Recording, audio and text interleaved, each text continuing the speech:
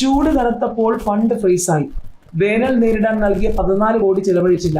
ജില്ലകൾക്ക് വീണ്ടും 1 കോടി രൂപ വീതം അനുവദിച്ച് ശുദ്ധജല വിതരണം മുതൽ കർഷക സഹായം വരെ.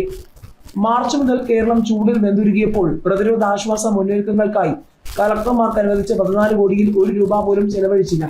വേനൽക്കാല പ്രതിരോധ പ്രവർത്തനങ്ങൾക്കായി സംസ്ഥാന ദുരന്ത നിവാരണ വകുപ്പ് അനുവദിച്ച തുകയാണ് നിയമസഭാ തെരഞ്ഞെടുപ്പുമായി ബന്ധപ്പെട്ട തിരക്കുകൾക്കിടെ പാഴായത്. പ്രശ്നം കളക്ടർമാർ ചീഫ് സെക്രട്ടറിയുടെ ശ്രദ്ധയിൽപ്പെടുത്തിയതിനെ തുടർന്ന് വീണ്ടും 1 കോടി രൂപ വീതം അനുവദിച്ചു. തെരഞ്ഞെടുപ്പ് പ്രഖ്യാപനത്തിന് 4 ദിവസം മുൻപ് മാർച്ച് 11-നാണ് 1 കോടി രൂപ വീതം വേനൽക്കാല പ്രതിരോധ പ്രവർത്തനങ്ങൾക്കായി കളക്ടർമാർക്ക് അനുവദിച്ചത്. എന്നാൽ ഈ പണം ചെലവഴിച്ചതിന്റെ ബില്ലുകൾ ഒരു ജില്ലയും സമർപ്പിച്ചില്ല. ഇതോടെ സാമ്പത്തിക വർഷം അവസാനിച്ച മാർച്ച് 31-ന് മുഴുവൻ തുകയും സംസ്ഥാന ദുരന്ത നിവാരണ വകുപ്പിലേക്ക് തിരിച്ചെടുത്തു.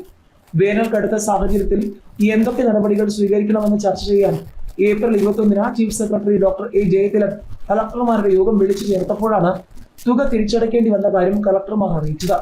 ഇതേ തുടർന്ന് വീണ്ടും 1 കോടി രൂപ വീതം അനുവദിക്കുകയായിരുന്നു. മാനദണ്ഡ പ്രകാരം മാത്രമാണ് തുക വിനിയോഗിക്കേണ്ടത്. തുകയുടെ വിനിയോഗം സംബന്ധിച്ച് ദേശീയ ദുരന്ത നിവാരണ അതോറിറ്റിയുടെ NDMS പോർട്ടലിൽ വിവരങ്ങൾ രേഖപ്പെടുത്തണമെന്നും അധികമായി തുക ആവശ്യമുണ്ടെങ്കിൽ പ്രത്യേക ശുപാർശ നൽകണമെന്നും സംസ്ഥാന ദുരന്ത നിവാരണ വകുപ്പ് അറിയിച്ചിട്ടുണ്ട്.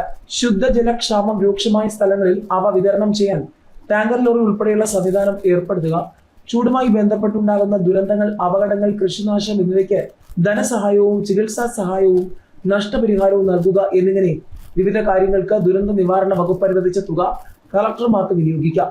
വേനൽക്കാല പ്രതിരോധ പ്രവർത്തനങ്ങൾക്ക് തനത് ഫണ്ടിൽ നിന്നോ പദ്ധതി വിഹിതത്തിൽ നിന്നോ പണം ചെലവിടാൻ തദ്ദേശ സ്ഥാപനങ്ങൾക്ക് അനുമതി നൽകി. 2 മാസം മുൻപേ സർക്കാർ ഉത്തരവിറക്കിയിരുന്നു. എന്നാൽ പദ്ധതി വിഹിതം മുഴുവൻ നൽകാതെ വന്നതോടെ തദ്ദേശ സ്ഥാപനങ്ങൾക്ക് പണം ഇല്ലാതായി. 2500 കോടി രൂപയോളമാണ് തദ്ദേശ സ്ഥാപനങ്ങൾക്ക് പദ്ധതി വിഹിതമായി സർക്കാർ നൽകാനുള്ളത്.